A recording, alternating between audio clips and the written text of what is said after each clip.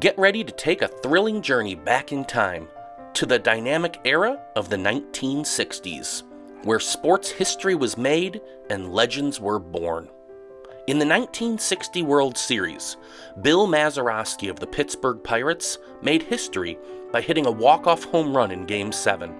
It was the first time a player accomplished this feat in a World Series, securing the championship for the Pirates in dramatic fashion.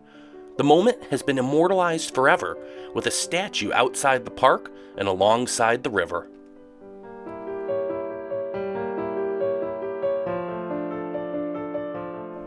Prior to the Super Bowl in 1969, Joe Namath, quarterback of the New York Jets, boldly guaranteed a victory.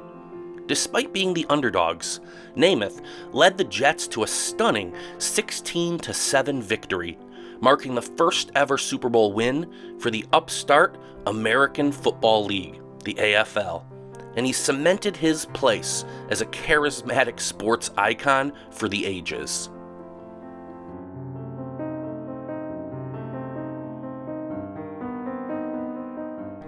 Wilma Rudolph, an extraordinary sprinter from Tennessee, overcame childhood polio to become an Olympic champion.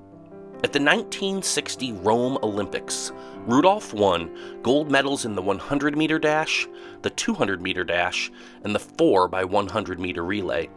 Her remarkable achievements inspired millions and shattered barriers, symbolizing the triumph of the human spirit. Peggy Fleming's mesmerizing performance in figure skating captivated audiences during the 1960s. At the 1968 Winter Olympics, she delivered a flawless routine to win the gold medal, becoming the first American woman to do so. Fleming's elegance, artistry, and impact on the sport continue to influence figure skating to this day.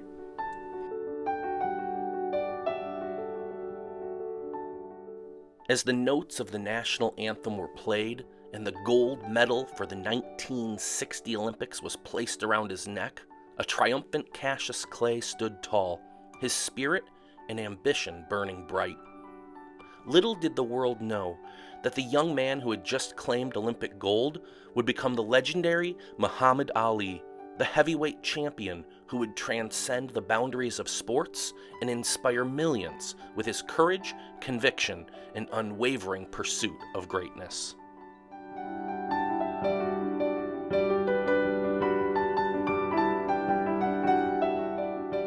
The New York Mets, once considered perennial underdogs, defied expectations in the 1969 baseball season.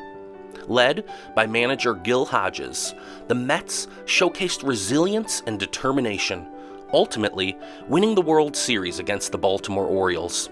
Their triumph as unlikely champions remains a testament to the power of teamwork and the thrill of an underdog story. Next comes a tale of two different games of the century, one in basketball and one in football. The game of the century in college basketball took place on March 26, 1966, between Texas Western and the University of Kentucky. Texas Western's starting lineup of 5 African Americans was the first all-black lineup in an NCAA title game. Their opponents, Kentucky by contrast, fielded an all-white squad. The Miners won 72-65, claiming the school's first national championship in men's college basketball.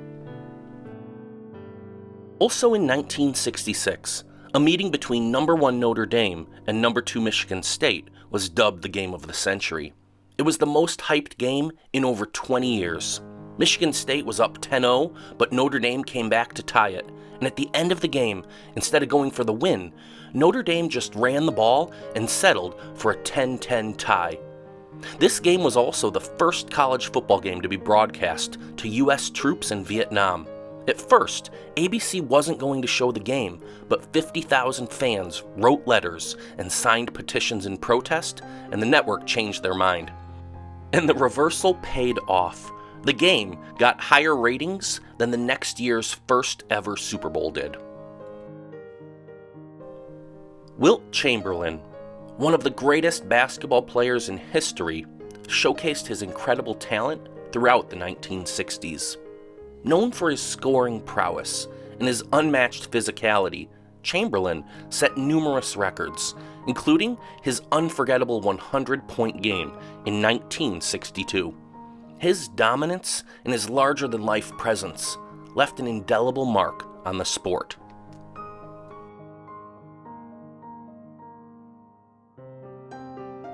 Led by legendary coach Vince Lombardi, the Green Bay Packers dominated the NFL in the 1960s. With star players such as Bart Starr and Paul Hornung, the Packers won 5 NFL championships, including the first 2 Super Bowls in 1967 and 1968. The team's disciplined and tenacious approach earned them a place in football history as one of the most successful dynasties.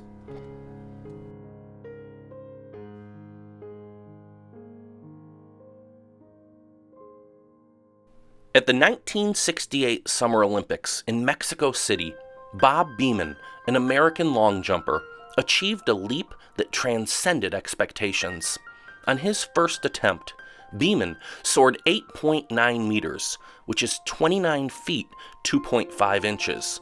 It shattered the existing world record by an astounding 55 centimeters, 21.65 inches.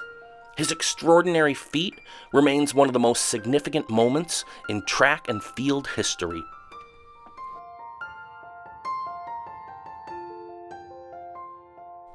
Arnold Palmer, known as the King of Golf, left an indelible mark on the sport in the 1960s. With his charismatic personality, his swashbuckling style, and his fierce competitiveness, Palmer became a beloved figure in the golfing world. He amassed numerous victories, including a total of 7 major championships, and he popularized the sport with his thrilling and fearless playing style.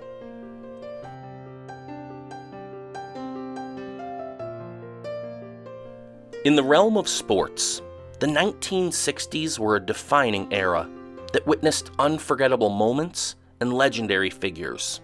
These athletes remind us of the timeless allure of sports and the unbreakable spirit of the human athlete.